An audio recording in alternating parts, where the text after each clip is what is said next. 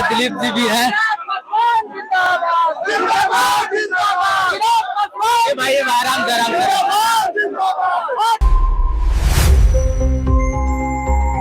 छात्र आंदोलन के बीच एलजेपीआर के प्रमुख यानी चिराग पासवान कल छात्रों के बीच पहुंचे, छात्रों से मुलाकात की और उसके बाद सीएम सम्राट से सीधे तौर पर मिलने चल गए। क्या कुछ हुआ उस मुलाकात में और आगे क्या कुछ होने वाला है, इस खबर में हम आपको सब कुछ पूरे विस्तार से बताएंगे।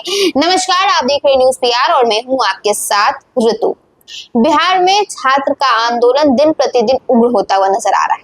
ऐसे में चिराग पासवान स्टूडेंट्स के बीच पहुंचते हैं, उनकी बातों को सुनते हैं और देर रात जो है वो सीधे सीएम सम्राट से मुलाकात करने पहुंच जाते हैं। जी हाँ, दरअसल हम आपको बता दें कि पटना के गर्दनीबाग धरना स्थल पर अपनी 15 सूत्री मांगों को लेकर आंदोलन कर रहे छात्रों से मिलने के बाद केंद्रीय मंत्री चिराग पासवान सीधे सम्राट चौधरी से मुलाकात करने पहुंच जाते हैं। इस दौरान उन्होंने आंदोलन क्रांति छात्रों की प्रमुख मांगे और उनकी समस्याओं को मुख्यमंत्री के सामने रखा।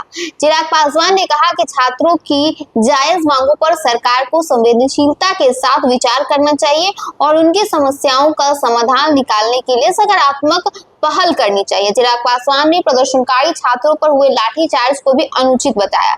उन्होंने कहा कि लोकतांत्रिक तरीके से अपनी मांगों को लेकर आवाज उठा रहे छात्रों पर लाठीचार्ज किसी भी स्थिति में उचित कतई नहीं है। छात्र देश और समाज का भविष्य है, इसलिए उनकी बातों को गंभीरता से सुनना और संवाद के माध्यम से समस्याओं का समाधान करना बेहद ही ज्यादा जरूरी है। उन्होंने कहा कि सरकार और छात्रों के बीच बातचीत का रास्ता हमेशा खुला रहना चाहिए।